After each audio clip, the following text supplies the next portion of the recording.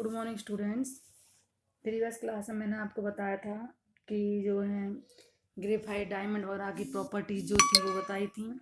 फिर ये हाइड्रोकार्बन्स कितने टाइप्स के होते हैं, 2 टाइप्स के होते हैं, सैचुरेटेड एंड अनसैचुरेटेड। सैचुरेटेड क्या होते हैं? जब कार्बन कार्बन के बीच में अगर सिंगल बॉन्ड हो तो बेटा वो सैचुरेटेड हाइड्रोकार्बन्स होते हैं, और अगर कार्बन कार्बन एटम बीच में डबल बॉन्ड या ट्रिपल बॉन्ड हो तो उन्हें अनसैचुरेटेड हाइड्रोकार्बन्स बोलते हैं।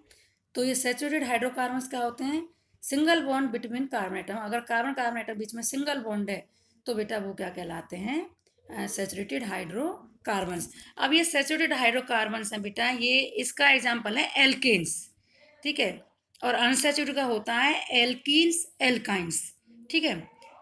एल्केन्स, एल्कीन्स और एल्काइंस, इसमें एल्केन एन आ रहा है, उसमें ईन आएगा, उसमें आइन आएगा। तो एन वाले जो होते हैं वो क्या होते हैं? सैचुरेटेड।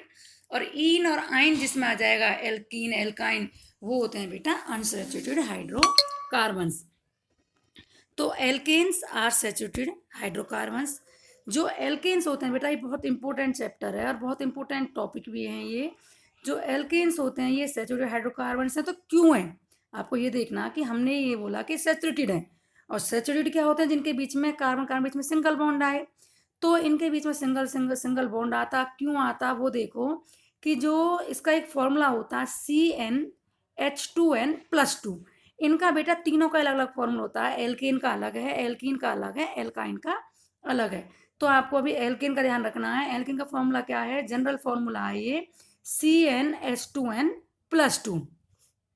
CnN का मतलब होता है नंबर ऑफ एटम, मतलब ये नंबर ऑफ कार्बन। Cn का मतलब है नंबर ऑफ कार्बन, कौन से नंबर का कार्बन है, ठीक है। अभी आगे बताऊंगी मैं ये कैसे कैसे किया जाता है। अभी आपको सिर्फ ये ध्यान रखना कि एल्केन का फॉर्मूला क्या है? CnH2n+2, और N का मतलब नंबर ऑफ कार्बन एटम, ठीक है। अनसैचुरेटेड हाइड्रोकार्बन्स क्या होते हैं बेटा? अनसैचुरेटेड डबल और triple bond between carbon atom. इनमें डबल और ट्रिपल बॉन्ड होते हैं कार्बन एटम्स के बीच में।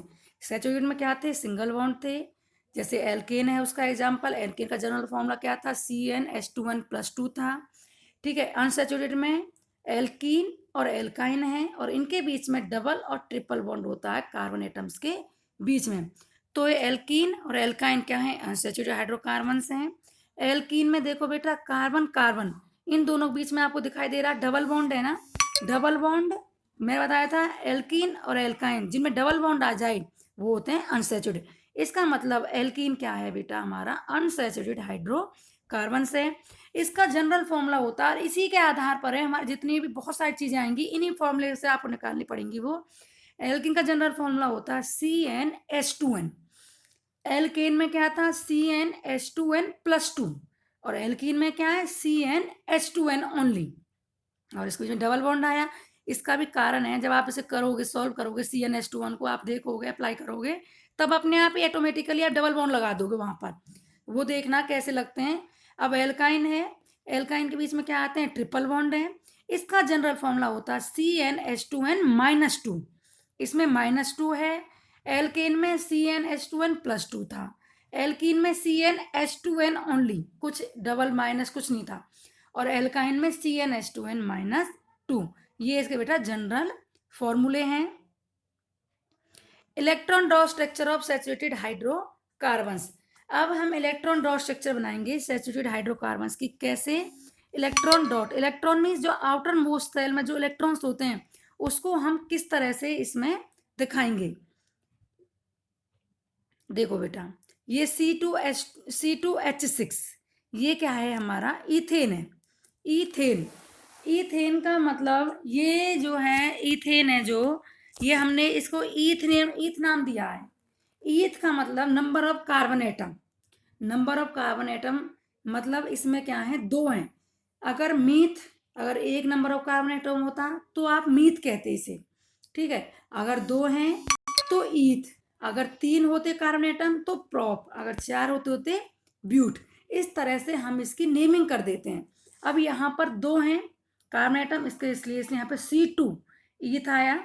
अब ये ईथेन, एन है ना, एन एल्केन, एल्केन का फॉर्मूला क्या था जनरल, CnH2n+2। अब यहाँ पर हमने क्या माना कि एन है, एन में हमने मान लीजिए Cn, एन हमने 2 ले लिए, नंबर ऑफ कार्बन एटम 2 ले लिए, CnH2n, H2n तो 2 × 2, 2 2 जा 4 और +2 तो क्या आ जाता C2H6, वही आ गया। अब आप 2 कार्बन कार्बन रख दोगे, 6H है, चारों तरफ H रख दिए उसके, क्या आ गया, सारे किससे अटैच हैं, सिंगल बॉन्ड से अटैच हैं। ठीक है, अब इसके इलेक्ट्रॉन डॉट स्ट्रक्चर वही जो कोवलेंट बॉन्डिंग है बेटा, वही है ये। कोवलेंट बॉन्डिंग में डबल सिंगल, मैंने बताया था 2 इलेक्ट्रॉन का मतलब 1 सिंगल बॉन्ड होता है। अब आपने सबके बीच में एक एक बॉन्ड लगा रखा हमने, इसलिए तो इन्हें एल्केन बोला है, क्योंकि सिंगल बॉन्ड आ रहा है, H के बीच में सिंगल बॉन्ड है और कार्बन बीच में भी। ठीक है, H तो सिंगल बॉन्ड से ही अटैच होगा, लेकिन कार्बन बीच में आपको सिंगल बॉन्ड दिख रहा है। इस सिंगल बॉन्ड का मतलब क्या है, 2 इलेक्ट्रॉन। अब आप ये डॉट स्ट्रक्चर देखिए इलेक्ट्रॉन की, 2 कार्बन ले लिए हमने। हमारे कार्बन का जो वैलेंसी होती है वो कितनी होती है बेटा, कार्बन की वैलेंसी कितनी होती है, 4 होती है। ठीक है, और क्योंकि कार्बन का एटॉमिक नंबर 6 होता है तो बाहर वाले में 4 आ गए। 4 हमने किस तरह से अरेंज किए, आप ये देखिए। फिर दूसरा वाला कार्बन लिया, दूसरे वाले कार्बन की वैलेंसी कितनी है, उसकी भी 4 ही है। ठीक है, और आपने 4 को और 4 तो हो गए कार्बन के। अब हाइड्रोजन कितना है, हाइड्रोजन की होती है वैलेंसी 1। तो बेटा जो ये डॉट वाले इलेक्ट्रॉन हैं ये किसके हैं, ये सारे हाइड्रोजन के डॉट वाले इलेक्ट्रॉन। अब आप देखिए हाइड्रोजन के पास एक इलेक्ट्रॉन है डॉट में जो दिखाई दे रहा है, फिर दूसरा हाइड्रोजन का, तीसरा हाइड्रोजन, चौथा, ये इस तरह सारे हाइड्रोजन के एक एक इलेक्ट्रॉन आपको दिखाई दे रहे हैं। अब हमारे पास कार्बन है, कार्बन की वैलेंसी कितनी होती है, कार्बन की वैलेंसी बेटा 4 होती है। तो 4 को इसने किस तरह से दिखाया, एक तो इसने अपना, एक तो जो क्रॉस वाला है जो इसका कार्बन का है इलेक्ट्रॉन, तो एक तो इसने अपना कार्बन वाला अपना बीच में रख दिया। ठीक है, एक क्रॉस। दूसरा जो 3 बचे हुए, 4 थे ना इसकी वैलेंसी, अब बचे हुए 3 है जो इसने सारे सारे कहाँ रख दिए, हाइड्रोजन के पास रख दिए।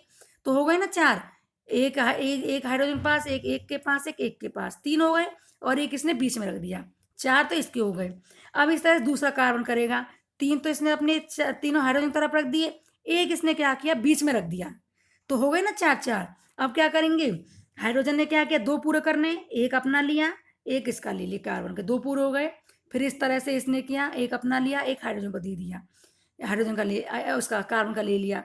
फिर तीसरे ने इस तरह से, तो इसके 2 2 पूरे हो गए बेटा। इस तरह दूसरे कार्बन में देखो आप, दूसरे कार्बन में जो हाइड्रोजन है वो भी इस तरह से एक एक ले रही है, एक एक ले लिए इसने, तो हो गए इनके 2 2 पूरे। अब कार्बन कैसे पूरे करेगा, कार्बन के पास अपने 4 तो थे ही थे। ठीक है, तो क्या करेगा इसने, एक एक तो हाइड्रोजन से ले लिए, हो गए 7, और एक इसने क्या किया दूसरे वाले कार्बन से ले लिए, तो इसके 8 इलेक्ट्रॉन पूरे हो गए। दूसरी तरफ ऐसे दूसरा वाला कार्बन करेगा, एक एक तो इसने उससे ले लिए हाइड्रोजन से। ठीक है, और 4 इसके पास थे ही, और 3 इसने हाइड्रोजन से ले लिए 7, और एक इसने दूसरे वाले कार्बन से ले लिया, तो हो गए बेटा 8। इस तरह से इसके 8 इलेक्ट्रॉन पूरे हो जाते हैं। और 8 का मतलब सिंगल बॉन्डिंग। अब एक डॉट और एक क्रॉस है, इसका मतलब 2 इलेक्ट्रॉन, 2 इलेक्ट्रॉन मतलब एक बॉन्ड, तो हम क्या करेंगे 1 1 बॉन्ड से हम इनको ज्वाइन कर देंगे। तो बेटा इस तरह से इसकी ये इलेक्ट्रॉन, इसको हम इलेक्ट्रॉन डॉट स्ट्रक्चर बोल देते हैं, और ये इसकी स्ट्रक्चर फॉर्मूला है।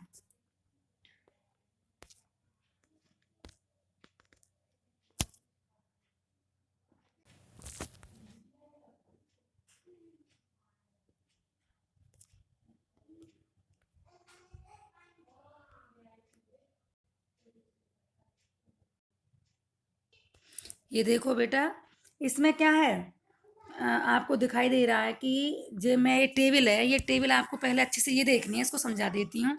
इसमें क्या है, पहला है नंबर ऑफ कार्बन एटम। ठीक है, मान लीजिए हमने नंबर ऑफ कार्बन एटम 1 ले लिया। ठीक है, दूसरा इसका फॉर्मूला है, और तीसरा इसकी स्ट्रक्चर फॉर्मूला है, स्ट्रक्चर दी हुई है। ठीक है, अब पहले में क्या है, ये हमारे एन एन दिख रहे हैं आपको लास्ट में, methane, ethane, propane, butane, pentane, hexane. ठीक है, इस तरह से आपको ये दिख रहे हैं, और भी बहुत सारे होते हैं, डेकेन तक होते हैं।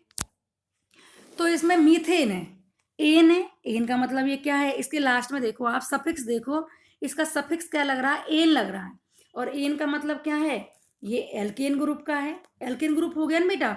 अब एल्केन ग्रुप का फॉर्मूला क्या था, CnH2n+2।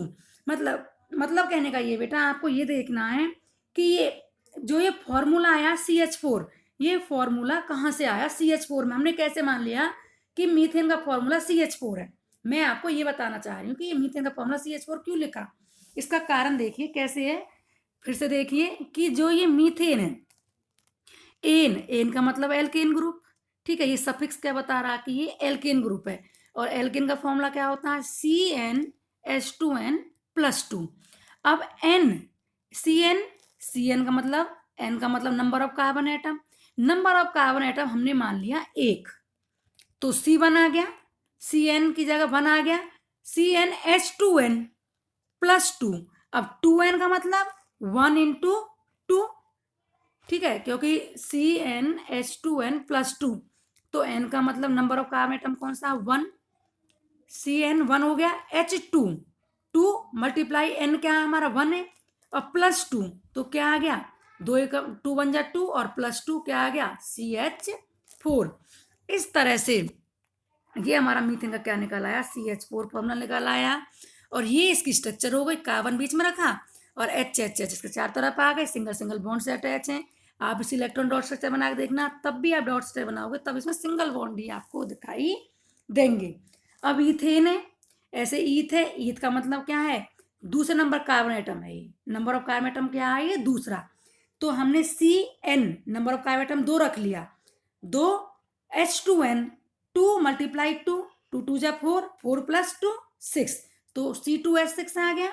C2H6 ये हमारा फॉर्मूला आ गया ईथेन का, और क्या बन गया ये इसकी स्ट्रक्चर बन गई, ठीक है। स्ट्रक्चर में क्या रखो, कार्बन कार्बन बीच में रख दिया, चार तरफ हाइड्रोजन रख दिए, सिंगल सिंगल बॉन्ड से अटैच हो गए। इसका मतलब क्या है, ये एक कार्बन एटम के चार तरफ बेटा 4 बॉन्ड होते हैं, 4 बॉन्ड मतलब 8 इलेक्ट्रॉन हो सकते थे इससे, तो इसलिए ये हम 4 बॉन्ड से इसको चार तरफ से हाइड्रोजन लगा देते हैं।